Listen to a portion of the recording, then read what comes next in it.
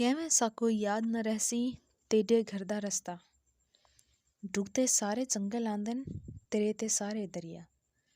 ज़हीर ने भी उन सबको किसी महबूबा के घर के रास्ते की तरह जेल का सारा नक्शा अज़बर करा दिया था, और वो चारों इस जेल के जंगल और दरिया पार करते दो मुख्तलिफ सिमतों से इस पुराने बंद कुएं वाले मतरूका अहाते में पहुंच गए थे, जहां शायद कभी कैदियों वाली के लिए वॉलीबॉल या ऐसे ही किसी दूसरे खेल का मैदान बनाया होगा, क्योंकि पुराने जाल और बांस भी वहीं मैदान में बारिश के दरमियान तैरते नजर आ रहे। ज़हीर की सीटी सुनकर वो चारों बेताबी से हमारी तरफ लपके, और तभी दूर किसी ऊंचे बर्च से किसी मुहाफिज ने निशाना लगाया। सन्नाटे में गोली की आवाज़ आसपास के पहाड़ों से टकराई और संतोष के सीने में खून का फवारा सा निकला। कंदन ने चिल्ला कर कहा, ओ यार संतोष!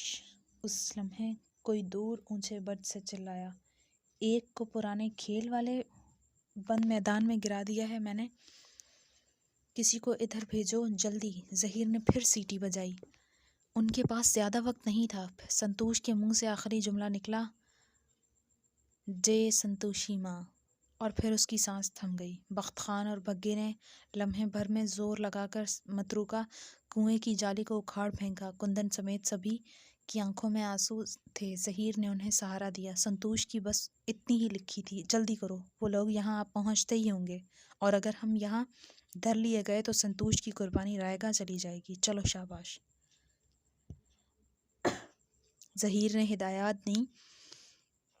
वो एक एक करके नीचे कूदते गए। मेरा नंबर आखिरी था।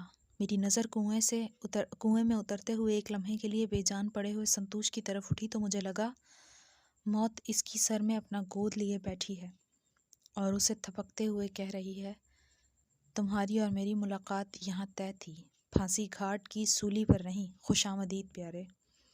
बरसों से बंद कुएं में घुटन, हब्स और सीलन की बू थी। ज़हीर ने उतरते ही चिल्लाकर सबको हुक्म दिया, दाएं जानिब दौड़ते जाओ। इस कुएं के नीचे लोहे का वो कद आदम 2 हेकल पुराना और जंग ज़दा पाइप था, जो कभी जेल की नक्काशी की वाहिद लाइन हुआ करती थी। हम अंधेरे में तेज़ी से टामक टोइयाँ मारते, दौड़ते, लड़खड़ा कर गिरे तो ज़हीर ने अपने कुर्ते की जेब में छोटी सी बैटरी वाली टार्च निकाल ली, जो जाने कब से इसने छुपा रखी थी। हम सब ज़हीर के पीछे भागते रहे। अचानक पाइप में अजीब सी आवाज़ें आना शुरू हो गईं, जैसे कहीं दूर सीटियाँ सी बज रही हों। शायद जेल के सारे मुहाफिज हमारे ताक़ुब में आ पहुँचे थे, और फिर तेज़ हवा के साथ बांसुरी की फूंक जैसे तेज़ सरसराती हुई आवाज़ गूंजने लगी और पाइप लरजने लगा। हम सब घबरा कर रुक गए। ज़हीर ने पाइप की दीवार से कान लगाकर कुछ सुनने की कोशिश की, और फिर इसके चेहरे पर सरासीमगी फैल गई।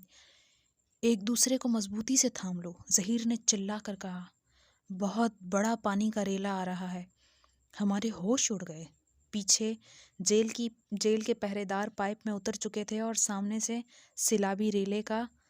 सैलाबी पानी का रेला तेज़ी से हमारी तरफ बढ़ रहा था। शायद नदी का बंद टूटने की वजह से पानी इस पुरानी नक्काश की लाइन में भी दाखिल हो गया था। ऐसे लगा जैसे बहुत से वहशी जंगली घोड़े हमारी तरफ दौड़ते हुए आ रहे हों। हम पांचों ने अपनी हथकड़ियों वाले हाथ एक दूसरे की हथकड़ियों में अटकाकर सख्ती से एक दूसरे को जकड़ लिया। पानी के रेले के साथ ही एक बड़ी सी लोहे की ढक्कन नुमा जाली तेज़ी से लड़कती और कलाबाजियाँ खाते हुए हमारे करीब से गुजरी। अगर हम सब होशियार न होते तो इतने बड़े लोहे के औजार की एक ही ज़रब हमें शदीद ज़ख्मी करने के लिए काफ़ी होती। हमने ख़ुद को पाइप की दीवार के तकरीबन साथ चिपका लिया था, लेकिन फिर भी खुले सरिये का एक कोना बख्त खान के माथे को छूता हुआ गुजर गया। बख्त खान के सर से निकलती खून की फवार ने कंदन की कमीज रंगीन कर दी थी। लोहे का 2 हेकल ढक्कन आगे जाके पाइप के एक तंग हिस्से में अटक गया, जिससे तकरीबन रास्ता बंद हो गया। लेकिन फर्राटे मारता नदी के रेले का पानी जिस तेज़ी से पाइप में जमा हो रहा था, उससे यही लगता था कि कुछ ही देर में हम मुकम्मल डूब जाएंगे। ज़हीर जोर से चिल्लाया, जल्दी आगे बढ़ो, ये पानी का रेला आगे चलकर पाइप के आखिरी सिरे से टकराएगा और दुगनी कुव्वत से वापस पलट कर आएगा। शाबाश, पढ़ते रहो। بخت خان کے سر سے خون تیزی سے بہہ رہا تھا اور اس کی حالت ٹھیک نہیں تھی۔ بگھا اور کندن اسے بہت سہارا دیے ہوئے پانی میں آگے بڑھتے گئے، لیکن پائپ شیطان کی آنت کی طرح طویل ہوتا جا رہا تھا۔ اچانک پائپ میں دور کہیں گارڈز کے چلانے اور فائرنگ کی آوازیں آنے لگی۔ ظہیر نے پلٹ کر دیکھا، پانی ہماری کمر سے اوپر چڑھ چکا تھا۔ لگتا ہے بڑی جالی نے ان کا راستہ روک لیا ہے، لیکن واپس پلٹنے والے پانی کا راستہ کوئی نہیں روک پائے گا۔ ہمت کرو، منزل بہت قریب ہے۔ لیکن منزلیں اگر اتنی آسانی سے قریب آنے لگتی تو پھر انہیں منزل کون کہتا؟ ہمارے بس میں صرف راستے ہوتے ہیں۔ منزلیں تو اپنی راہ خود چنتی ہیں، اور ضروری نہیں کہ وہ راہ ہمارے راستے میں سے بھی جڑی ہو۔ یکایک پیچھے سے کچھ لوگوں کو ایک دوسرے کو خبردار کرنے کی مدھم سی آوازیں ابھریں، اور پھر کسی اژدہے کی طرح لہراتا بل کھاتا چنگھاڑتا ایک بڑا ریلا پچھلی سمت سے پلٹ کر ہماری طرف لپکا اور ہمارے قدم اکھڑ گئے، اور پانی ہمیں تنکوں کی طرح بہا کر پائپ کی دیوار سے پٹکتا ہوا شور مچاتا اس تیزی سے آگے بڑھا کہ ہمارے حواس ہی معطل ہو گئے۔ تبھی سامنے سے چاندنی کی روشنی میں برستی بارش کی بوندیں دکھائی دیں، اور ہم پانچوں پائپ کے باہر نکلتے کھلے حصے میں تقریباً اڑتے ہوئے یوں باہر کھلی ندی میں بہتے پانی میں آ گرے جیسے توپ کے کھلے دہانے سے گولا نکل کر کہیں دور جا گرتا ہے۔ ندی کے پانی نے ہمیں مزید پٹخیاں دیں، اور ایک تیز ریلے نے مختلف سمتوں میں ہمارے لڑکتے گھائل جسم کناروں پر پٹخ دیے۔ کچھ دیر ہم سب وہیں بے سد پڑے گہرے گہرے سانس لیتے رہے۔ ہماری حالت کچھ ایسی تھی جیسے چند بوسیدہ کپڑوں کو کسی نئی اور تیز واشنگ مشین میں ڈال کر پوری رفتار سے مشین چلا دی گئی ہو، اور پھر نچوڑ کر انہی کپڑوں کو الگنی پر الگ الگ لٹکا دیا ہو۔ پہلے ظہیر نے کرہ کر کروٹ بدلی اور اندھیرے میں سمت کا اندازہ لگا کر 3 مرتبہ مخصوص انداز میں چھوٹی چھوٹی سیٹیاں بجائیں۔ کچھ دیر سناٹا سا طاری رہا۔ ظہیر نے پھر سیٹی ماری۔ اسی لمحے کہیں دور سے ویسی ہی سیٹی بجنے کی آواز سنائی دی، اور چند جگنوں سے بارش میں چمکے ہوئے نظر آئے۔ شاید ان کے ہاتھ میں جلتی بجھتی ٹارچیں تھیں، اور کچھ ہی دیر میں ظہیر کے ساتھی وہاں پہنچ گئے اور ان کے ہاتھ میں چند تھیلے تھے۔ کچھ ہی دیر میں ہمارے ہاتھ ہتھکڑیوں سے آزاد ہو چکے تھے۔ ایک بڑے سے لوہے کے کٹر نے آہنی چوڑیوں کو کانچ کی طرح ریزہ ریزہ کر دیا تھا۔ وہ ہمارے لیے 6 جوڑے کپڑے اور نئے جوتے بھی لے کر آئے تھے، مگر ہماری ضرورت اب صرف 5 کی تھی۔ چھٹا سنتوش دنیا کی ہر ضرورت سے آزاد ہو چکا تھا۔ ظہیر نے ہم سب کی وردیاں اور ہتھکڑیاں پھینکنے کے بجائے ایک تھیلے میں جمع کر لیں۔ ہمارے جیل والے سلیپر تو پہلے ہی پانی کے ریلے میں بہہ چکے تھے۔ کپڑے اور جوتے اندازے کے ناپ سے لائے تھے، لیکن اس وقت یہی غنیمت تھی۔ ظہیر نے 1 نمبر دہرایا، اسے تم سب اچھی طرح رٹ لو، یہ میرا نمبر رہے گا، لیکن شدید ضرورت کی صورت میں ہی رابطہ کرنا۔ اور ایک ضروری بات، اگلے 3-4 مہینوں تک اپنے گھروں کا ہرگز رخ نہ کرنا۔ یہ لوگ سب سے پہلے وہیں چھاپہ ماریں گے۔ اگر زندگی رہی تو ہم دوبارہ پھر ملیں گے۔ تب تک کے لیے الوداع ساتھیو۔ کہیں دور اندھیرے میں چمکتی بجلی اور بادل چنگھاڑے ہم سب تاریکی میں کھڑے ایک دوسرے کو شاید آخری بار دیکھ رہے تھے۔ پھر سب سے پہلے بھگے نے آگے بڑھ کر ظہیر کو گلے لگایا۔ جیوندا رہ جوانا، تیری بڑی یاد آوے گی۔ واہے گرو دی سوں۔ پھر ہم سبھی ایک دوسرے سے گلے ملے۔ رشتے صرف خون کے نہیں ہوا کرتے، جن کے لیے خون بہایا جائے وہی اصل خونی رشتے ہوتے ہیں۔ بخت خان کی مرہم پٹی کے بعد بھی وہ بے حد نڈھال لگ رہا تھا۔ کندن نے اسے پیشکش کی کہ وہ اس کو ساتھ لیے چلے گا، مگر بخت خان نے انکار کر دیا۔ ظہیر نے ہم سب کو اپنے اپنے ساتھیوں کے ہاتھ سے ایک موٹی بڑے بڑے نوٹوں کی گڈی تھمائی۔ یہ تم لوگوں کے کام آئے گی، اب چلنے کی کرو۔ کچھ گھنٹوں کے اندر پولیس اس سارے علاقے کی ناکہ بندی کر دے گی۔ ہم سب کو اپنی اپنی سمت روانہ ہونا ہوگا۔ میں بھی اکیلا جنگل کی طرف سے آگے بڑھوں گا، میرے ساتھی پکی سڑک سے جائیں گے، لیکن ہم میں سے کوئی سڑک استعمال نہیں کرے گا۔ پہرے داروں کے پہرے سب سے پہلے پختہ سڑکوں پر ہی لگتے ہیں۔ ہم جتنا زیادہ ویرانوں میں اور ایک دوسرے سے دور رہ کر دوڑیں گے، اتنا ہی ہمارے بچنے کے امکانات زیادہ ہوں گے۔ میرے ساتھی آج رات آرام سے انہیں اپنے پیچھے لگا کر الجھائے رکھیں گے۔ وہ یقیناً سمجھیں گے کہ ہم اپنے مددگاروں کے ساتھ ہی کسی گاڑی میں فرار ہونے کی کوشش کر رہے ہیں، اور میرے ساتھی انہیں تاثر بھی یہی دیں گے کہ وہ ناکہ توڑ کر بھی اور رفتار کی آخری حد تک جا کر بھی۔ لیکن جب تک وہ لوگ کسی ناکے پر دھر نہیں لیے جاتے یا پولیس کو چکمہ دے کر نکل نہیں جاتے، وہ انہی کے پیچھے لگے رہیں گے، اور یہی وقت ہوگا ہمارے لیے صبح سے پہلے کوئی محفوظ پناہ گاہ ڈھونڈ کر دن بھر وہاں سستانے کا۔ کوشش کرنا کہ دن کی روشنی میں کم سے کم سفر کرو۔ چلو پھر سب کو الوداع۔ ہم سب پلٹتے پلٹتے ایک لمحے کو پھر رکے اور ایک دوسرے سے ہاتھ ملا کر کسی کمان سے چلائے گئے اندھے تیروں کی طرح 6 سمتوں میں بڑھ گئے۔ تیز بارش، اندھیرا، کیچڑ، پتھریلا راستہ اور جنگل، قدم قدم پر ٹھوکریں اور دربدری۔ میرا جیون بھی تو اس برستی رات کی طرح تھا۔ میں بھاگتا رہا۔ کبھی ایسی ہی دوڑ مجھے جبروت کے صحرا میں دوڑنی پڑی تھی۔ صرف وقت اور مقام بدل گیا تھا۔ اچانک بجلی کڑکی اور مجھے کچھ فاصلے پر اندھیرے میں 2 اسٹیل کی پٹڑیاں چمکتی نظر آئیں، اور دور کہیں وہی مانوس سی سیٹی گونجی، اور یہ مال گاڑی کے گزرنے کا وقت تھا۔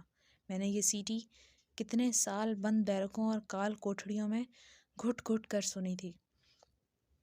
آج وہی مال گاڑی کسی پرانے دوست کی طرح باہیں پھیلائے میری طرف دوڑی چلے آ رہی تھی۔ میری رفتار دگنی ہو گئی اور میں چند لمحوں میں پٹڑی کے قریب پہنچ چکا تھا۔ مال گاڑی کے آخر میں وہ چھوٹا سا بالکونی نما کھلا حصہ تھا جسے عام فہم میں تانگا یا بوگی کہتے ہیں۔ میں نے لگاتار بھاگتے ہوئے بوگی کی ریلنگ پر ہاتھ ڈالا اور تیسری کوشش میں ہی مال گاڑی پر سوار ہونے میں کامیاب ہو گیا۔ میرا سانس دم نکلنے کی حد تک بھپرا اور پھولا ہوا تھا۔ مجھ میں اتنی بھی ہمت نہیں تھی کہ کھلے حصے سے اٹھ کر اندر جانے کا راستہ ہی ڈھونڈ لوں۔ میں وہیں لیٹا اپنے سینے میں چلتی سانسوں کی ڈھونکنی کو معمول پر لانے کی کوشش کرتا رہا، اور جانے کتنی دیر گزر گئی۔ آسمان نے آج شاید ایک ہی بار پورا برس جانے کی ٹھان لی تھی۔ بادل زور سے گرجے اور مجھے دور ویرانے میں کہیں گولی چلنے کی آواز سنائی دی۔ میں گھبرا کر اٹھ بیٹھا۔ گہرے سناٹے میں کچھ ہلچل سی محسوس ہو رہی تھی۔ پھر بجلی چمکی تو لمحے بھر کے لیے سارا منظر واضح ہو گیا۔ نڈھال اور لڑکھڑاتا ہوا بخت خان دوڑا چلا آ رہا تھا۔ اچانک فضا میں کچھ خونخوار کتوں کے بھونکنے کی آواز سنائی دی۔ مجھے پتہ ہی نہیں چلا کہ کب یہ مال گاڑی چکر کاٹتی ہوئی اس طرف آ نکلی تھی جہاں بخت خان کی سمت تھی۔ واقعی دنیا گول ہے، اور یہ گولائی ہمیں بار بار کسی دائرے کی طرح ایک دوسرے کی طرف کھینچتی رہتی ہے۔ بخت خان سر پر چوٹ لگنے کی وجہ سے پہلے ہی بہت نڈھال تھا، اور شاید وہ اپنی کچھ آخری بچی کچی سانسیں جمع کر کے یہ جان کی بازی کھیل رہا تھا۔ جیل کے محافظ تو اس سے کافی دور تھے، لیکن وہ شکاری کتے اندھیرے میں اپنے شکار کی بو پر بجلی کی سی تیزی سے لپک رہے تھے، اور مجھے دوڑتی ٹرین سے یہ منظر صاف دکھائی دے رہا تھا کہ بخت خان زیادہ دیر اس آفت سے خود کو بچا نہیں پائے گا۔ میں نے چلا کر بخت خان کو اپنی طرف متوجہ کیا۔ بخت خان، ادھر آؤ۔ بخت خان نے چونک کر بھاگتی گاڑی سے مجھے لیٹ کر ہاتھ ہوا میں لٹکاتے ہوئے دیکھا، اور ایک نئے عزم سے میری طرف لپکا۔ یہ امید بھی کیسے کیسے کرشمے دکھاتی ہے، مرتے دم توڑتے انسان کو پھر سے زندہ کر دیتی ہے۔ اگر زندگی میں امید نامی اس جذبے کی آمیزش نہ ہوتی تو ہمارے شہر کم اور قبرستان زیادہ آباد ہوتے۔ بخت خان کی امید بھی مجھے دیکھ کر جاگ چکی تھی۔ وہ سرپٹ میری طرف بھاگا، مگر ٹھوکر کھا کر زمین پر گرا۔ میں نے خود کو تقریباً پورا ہوا میں معلق کر کے ہاتھ مزید آگے پھیلا دیا تھا۔ ایک ذرا سا بھی جھٹکا مجھے بوگی سے اٹھا کر نیچے لوہے کی پٹڑیوں پر پٹک سکتا تھا، اور کتے غراتے اور بھونکتے ہوئے بخت خان کی طرف لپک رہے تھے تاکہ اس کا نرخہ چبا کر اپنے مالکوں کو پیش کر سکیں۔ بخت خان، ہمت کرو، میں چلایا۔ بخت خان اٹھ کر بھاگا، فضا میں گولی کی آواز گونجی اور گولی کسی بوگی کے دروازے سے ٹکرائی۔ ٹھن کی آواز آئی۔ بخت خان چیخا، تم اندر جاؤ، مارا جائے گا۔ میں نے ہاتھ آگے بڑھائے رکھا، تھوڑی سی ہمت کرو، میں تمہیں اوپر کھینچ لوں گا۔ بخت خان نے آخری بار اپنے آپ کو بھاگتے ہوئے زور سے آگے دھکیلا اور اس کا ہاتھ میرے ہاتھ کی گرفت میں آ گیا۔ میں نے پل بھر میں خود کو سمیٹ کر اپنی پوری قوت سے اسے اوپر کھینچ لیا اور بخت خان میرے ہاتھ کی گرفت میں آ گیا۔ بخت خان تانگا بوگی کے فرش پر ایسے آ کر گرا جیسے کوئی پرانا مضبوط شتر ٹوٹ کر زمین پر گرتا ہے۔ مال گاڑی کی رفتار بڑھتی رہی اور ہم وہیں کھلے آسمان تلے پڑے رہے۔ بخت خان کے سر سے بہتا خون پھر سے جاری ہو چکا تھا۔ وہ لمبے لمبے سانس لے رہا تھا۔ میں نے اس کی پٹی بنائی اور پھر سے اس کا سر باندھ دیا۔ بخت کو شدید بخار تھا اور اس کا جسم تپ رہا تھا۔ گاڑی ویرانے میں دوڑتی رہی اور بنا کسی اسٹیشن پر رکے صبح تڑکے کے آثار نمودار ہونے لگے۔ آسمان پر بادل کھلنا شروع ہو گئے تھے، اس لیے سویرے کا ملگجا سا اجالا زیادہ تیزی سے پھیلنے لگا۔ اچانک گاڑی کی رفتار دھیمی پڑنے لگی۔ بخت خان ابھی تک بے سدھ پڑا ہوا تھا۔ میں نے دور ایک چھوٹے سے اسٹیشن کے آثار نمودار ہوتے دیکھے تو بخت خان کو جھنجھوڑا۔ اٹھو بخت خان، ہمت کرو، ہمیں یہیں اترنا ہوگا۔ بخت خان کراہا، تم اتر جاؤ یارا، ہمارے ساتھ خود کو خوار مت کرو ورنہ تم بھی مارا جائے گا۔ جاؤ خدائے پامان۔ لیکن میں نے بخت خان کی سنی انسنی کر دی۔ انجن پلیٹ فارم پر داخل ہوا تو میں بخت خان کو شانوں سے تھامے پچھلی طرف پلیٹ فارم سے کافی فاصلے پر اتر گیا۔ دور کہیں گاؤں سے فجر کی اذانیں سنائی دے رہی تھیں۔ آگے بڑھنے سے پہلے میں نے اطمینان کیا کہ کوئی پلیٹ فارم پر موجود ہمیں جاتے دیکھ نہ لے، مگر پلیٹ فارم ویران پڑا تھا۔ انجن کے قریب ایک دو ریلوے اہلکار شاید ڈرائیور کے ساتھ کھڑے کچھ انتظامی معاملات پر بات کر رہے تھے، مگر پلیٹ فارم دھند اور کہرے میں اتنی دبیز تہ میں ڈوبا ہوا تھا کہ ان کا ہماری طرف متوجہ ہونا مشکل تھا۔ بخت خان کی حالت بگڑتی جا رہی تھی اور مجھے روشنی ہونے سے پہلے بخت سمیت خود کو کسی پناہ گاہ تک پہنچانا لازمی تھا۔ اچانک بخت لڑکھڑایا اور میری نظر سامنے اسٹیشن کے تقریباً مٹی ہوئی سیمنٹ کی تختی پر لکھے ہوئے نام پر پڑی، سہارنپور۔ میرے ذہن میں ایک جھماکا سا ہوا۔ یہ نام تو میں نے یوگی سے کئی بار سن چکا تھا۔ یہی یوگی کا آبائی گاؤں تھا اور یہیں اس کے ایک اپنے استاد حکیم کی زیر نگرانی حکمت کا آغاز کیا تھا۔ میرے ذہن میں بیک وقت کئی کوندے سے لپکے۔ اف، کیا نام بتایا تھا یوگی نے اپنے استاد حکیم کا؟ میں بار بار ذہن چھٹک کر یاد کرنے کی کوشش کرتا رہا، لیکن میرے ذہن میں وہ نام بالکل ہی محو ہو چکا تھا۔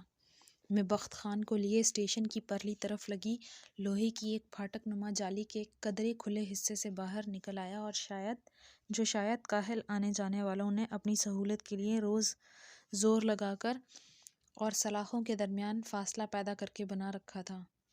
دور کہیں آبادی کے آثار تو نظر آ رہے تھے، مگر سامنے جاتی کچی پگڈنڈی نما سڑک اور راستہ ابھی دھند میں ڈوبا ہوا تھا۔ میں ابھی سوچ ہی رہا تھا کہ اپنے بہت قریب کسی کی آواز سن کر اچھل پڑا۔ کدھر جاؤ گے باؤ جی؟ کیا رات والی گاڑی سے اترے ہو؟ کوئی پکی عمر کا تانگے والا ہاتھ میں چھانٹا لیے میرے قریب کھڑا تھا۔ وہ دھند میں دور کھڑے اپنے تانگے سے چل کر مجھ تک کب پہنچا مجھے پتہ ہی نہیں چلا۔ ہاں، آ تو ہم رات کو ہی گئے تھے پیسنجر گاڑی سے، مگر میرے ساتھی کی طبیعت بہت خراب تھی، اس لیے اسٹیشن کے مسافر خانے میں ہی رکنا پڑا۔ تم کسی اچھے ڈاکٹر یا حکیم کو جانتے ہو اس علاقے میں؟ تو ہمیں لے چلو، وہاں دوا لینی ہے۔ تانگے والے نے پریشانی سے بخت خان کی طرف دیکھا۔ ڈاکٹر ادھر کہاں ملے گا باؤ جی، بس 2-4 حکیم اور پرانے وید ہیں۔ بولو تو ان میں سے کسی کے پاس لے چلوں؟ اپنا وید نتھو رام ہے، حکیم صابر اور حکیم یعقوب، پر وہ اب مریض نہیں دیکھتا۔ میرے ذہن میں جھماکا سا ہوا۔ ہاں، حکیم یعقوب، تم وہی لے چلو، بڑی شہرت سنی ہے ہم نے اس کی۔ یوگی نے اپنے استاد کا یہی نام بتایا تھا۔ مگر جی، میں نے بتایا نا، حکیم یعقوب اب مریض نہیں دیکھتا، بہت بوڑھا ہو گیا ہے اور چڑچڑا بھی۔ میں تو کہتا ہوں شاید سٹیا گیا ہے بیچارہ۔ کہو تو حکیم الفت کے پاس لے چلوں، اسے تھوڑی بہت انگریزی دواؤں کی بھی سمجھ بوجھ ہے۔ نہیں نہیں، تم ہمیں حکیم یعقوب کے پاس ہی لے چلو، ہمیں آج ہی اگلی گاڑی سے واپس لوٹنا ہے، اتنی دور سے آئے ہیں تو حکیم صاحب سے مل لیں گے۔ تانگے والے نے ہتھیار ڈال دیے۔ جیسے آپ کی مرضی جناب، پر 50 روپے ہوں گے آپ کے 50 روپے ہوں گے اگر پورا تانگا کرائیں گے، ورنہ ایک سواری کا مزید انتظار کرنا پڑے گا۔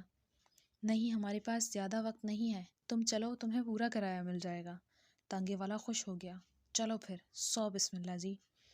کچھ دیر میں ہی ہم دھند اور کہر میں ڈوبی سڑک پر روانہ تھے۔ فضا میں کافی خنکی تھی۔ صبح سویرے وہ دور بسا گاؤں کسی پینٹنگ کی طرح دکھائی دے رہا تھا۔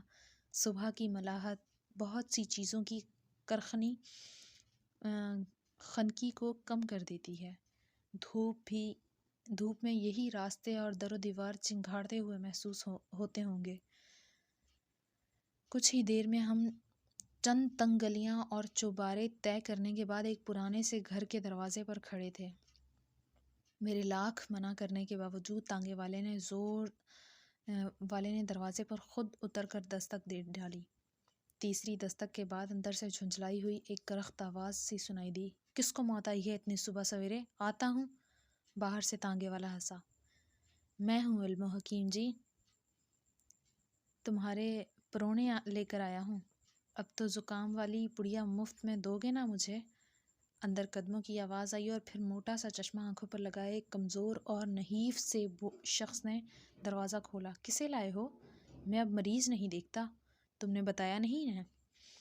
علموں کی جگہ میں نے جواب دیا۔ اس نے بتایا تھا، مگر میرے دوست کی حالت بہت خراب ہے اور ہم گھر سے یہی نیت کر کے نکلے تھے کہ حکیم یعقوب سے ہی علاج کرانا ہے بزرگوں۔